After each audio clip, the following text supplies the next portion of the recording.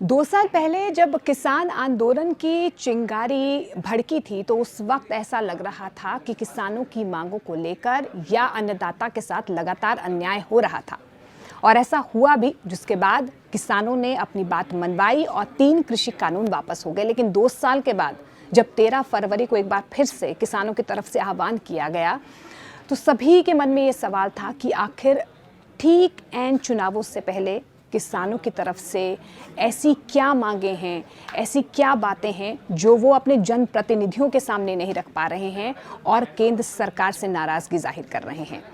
13 फरवरी से किसान आंदोलन एक बार फिर से बढ़ा और ऐसे बढ़ा कि 21 फरवरी की वो तस्वीरें आज भी हमारे और आपके जहन में ताज़ा हैं कि किस तरीके से वहाँ पर पुलिस बल का प्रयोग किया गया, आंसू गैस के गोले दागे गए। कई जो प्रदर्शनकारी थे या जितने भी आंदोलनकारी थे वो किस तरीके से गुस्से में लबरेज थे और उन पर इस तरीके से पुलिस को बल का प्रयोग करना पड़ा और हानि दोनों ही तरफ हुई है। एक युवा किसान नेता शुभकरण की मौत हुई।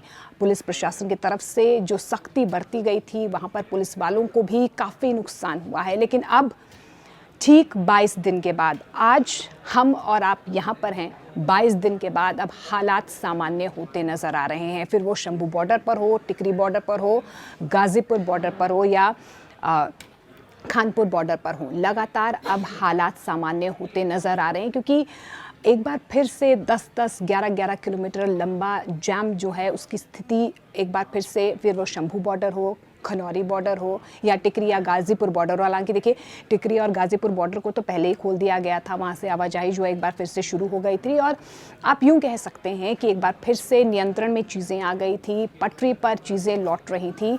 लेकिन दिल्ली और अंबाला चंडीगढ़ हाईवे जिस तरीके से बंद किया गया था क्योंकि शंभू बॉर्डर ठीक पंजाब और हरियाणा के बीच में लगता है और दिल्ली से भी जुड़ता है और पंजाब से इस बार जो जत्थेबंदियां आई थी उन्हीं की तरफ से इस पूरे आंदोलन को लीड किया जा रहा था और माना यही जा रहा था कि पंजाब से तमाम जो किसान संगठन हैं उनकी तरफ से एमएसपी को लेकर सरकार पर दबाव बनाया जा रहा है। हालांकि देखिए 4 दौर की बातचीत ज़रूर हुई है लेकिन फिर भी अभी भी जो है किसान मानने को तैयार नहीं है।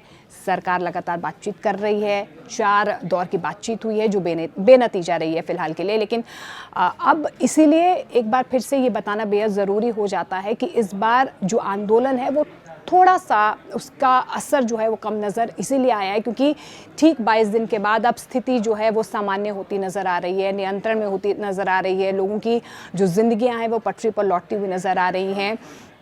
आपको बता दें कि अमृतसर दिल्ली हाईवे को बंद कर दिया गया था। अमृतसर से आप दिल्ली नहीं आ पा रहे थे, दिल्ली से आप अमृतसर या पंजाब के कई इलाकों में जा नहीं पा रहे थे।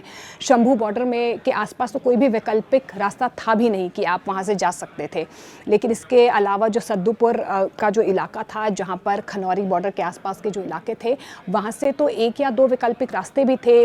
हालांकि देखिए लोगों को जो तय समय था उससे कई ज़्यादा किलोमीटर आगे जो है वो सफ़र करना पड़ रहा था। रोज़मर्रा के काम करने जो मज़दूर जाते हैं, जो लेबर जाते हैं उनको भी कहीं ना कहीं दिक्कतों का सामना करना पड़ रहा था। लेकिन इस बीच अब जो है शंभू बॉर्डर हो उसे खोल दिया गया क्योंकि 10 से 12 किलोमीटर का वहाँ पर भी किसानों की तरफ से जत्थेबंदियाँ बैठी हुई थी और अभी भी क्योंकि 6 तारीख को एक बार फिर से आह्वान किया गया है, 10 तारीख को कहा गया है कि रेल रोको आंदोलन होगा, 14 तारीख को महापंचायत का आह्वान किया गया है। लेकिन अब ये ज़रूर कहा जा रहा है कि पंजाब हरियाणा के तमाम जो संगठन है वो ना आके पैदल चलकर दूसरे राज्यों से किसान जो हैं वो आएंगे, अपनी बात रखेंगे।